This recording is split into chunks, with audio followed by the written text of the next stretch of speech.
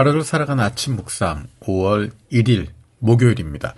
오늘부터 시편 119편 말씀을 같이 나누게 됩니다. 5월부터는 세번역 성경 본문을 사용하려고 합니다.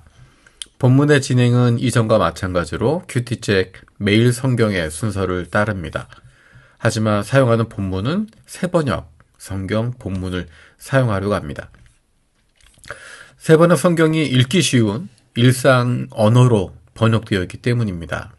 신앙과 일상에서 사용하는 언어가 다르지 않도록 해서 신앙과 일상이 떨어지지 않도록 도움을 줄 수 있습니다.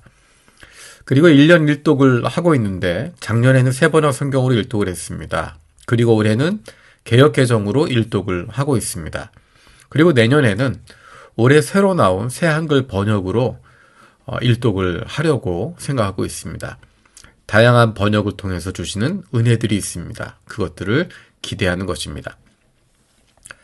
신앙의 기초를 새롭게 다지거나 믿음이 아직 연약한 분들을 위해서 아침 묵상을 준비하고 있습니다. 주변에 필요한 사람들에게 추천해 주시면 좋겠습니다. 구독해 주시고 추천해 주시고 그리고 댓글로 말씀을 통해 얻은 은혜나 또 아멘 같은 것들 나눠주시면 큰 격려가 되겠습니다.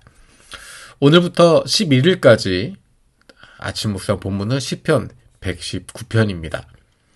성경에서 가장 긴 본문이 담겨져 있는 책이 시편 119편입니다. 176절까지 있습니다. 앞으로 열 하루 동안 함께 읽고 묵상하게 될 것입니다. 그런데 매일마다 본문의 분량이 딱 16절씩 되어 있습니다. 동일하게 11일 동안. 그것이 가능한 이유는 시편 119편이 가지고 있는 구조적인 특징이 있기 때문입니다. 전체가 176절로 되어 있는데 8절씩으로 해서 단락이 나눠져 있습니다. 8절씩 22개의 단락으로 구성되어 있습니다. 그런데 22개의 단락은 히브리어 22개 알파벳의 순서로 시작하고 있습니다. 첫 단락인 1절에서 8절은 8절 모두가 다 히브리어 알파벳 첫 글자인 알렙으로 시작하고 있습니다.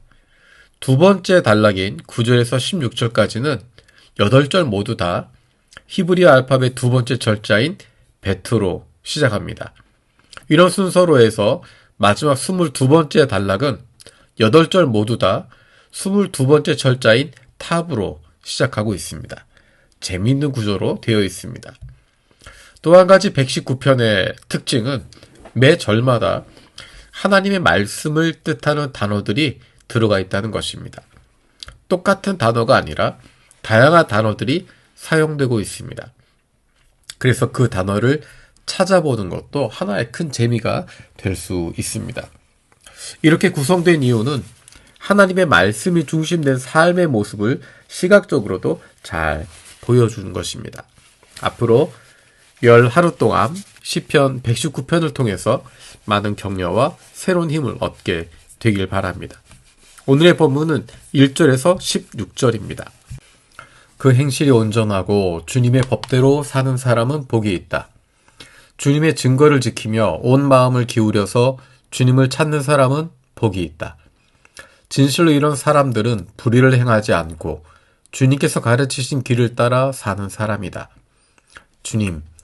주님께서는 우리에게 주님의 법도를 주시고 성실하게 지키라고 명령하셨습니다.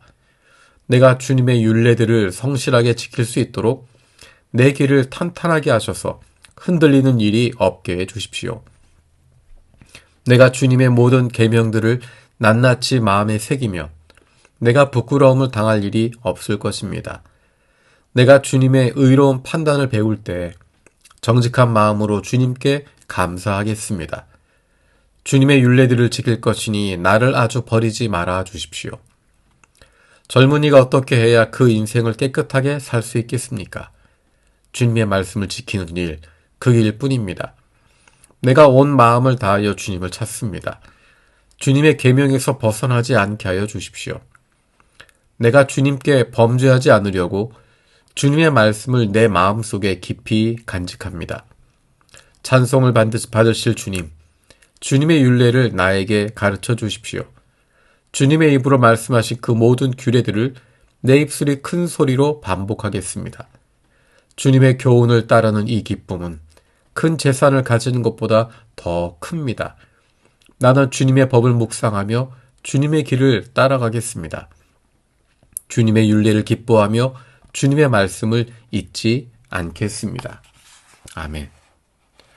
오늘 1절에 보면 그 행실이 온전하고 주님의 법대로 사는 사람은 복이 있다 라고 시작을 하고 있습니다. 그 행실이 온전하고 주님의 법대로 사는 사람, 그런 삶이 가능할까? 그것이 불가능하다라고 말하기 전에 그런 삶이 어떤 삶인지, 어떻게 하면 그렇게 살아갈 수 있을지를 고민할 수 있으면 좋겠습니다. 주님의 증거를 지키며 온 마음을 기울여서 주님을 찾는 사람, 불의를 행하지 않고 주님께서 가르치신 길을 따라 사는 사람, 이런 사람이 복이 있다라고 선포하고 있습니다. 우리도 그렇게 살고 싶습니다. 우리도 거기에 동의하고 있습니다. 그런 마음을, 그렇게 살아가고 싶은 마음을 표현한 것을 젊은이라고 표현하고 있습니다. 10절에 나와 있는 내용이 바로 우리들의 바램을 이야기하는 내용일 것입니다. 내가 온 마음을 다하여 주님을 찾습니다. 주님의 계명에서 벗어나지 않게 하여 주십시오. 어떻게 하면 주님의 말씀을 벗어나지 않고 살아갈 수 있을까? 이를 위한 구체적인 방법들을 오늘의 본문에서 이야기합니다. 11절에 주님의 말씀을 내 마음속에 깊이 간직합니다. 13절에 내 입술이 큰 소리로 반복하겠습니다. 15절에 주님의 법을 묵상하며 주님의 길을 따라 가겠습니다. 16절에 주님의 율례를 기뻐하며 주님의 말씀을 잊지 않겠습니다. 라고 이야기하고 있습니다.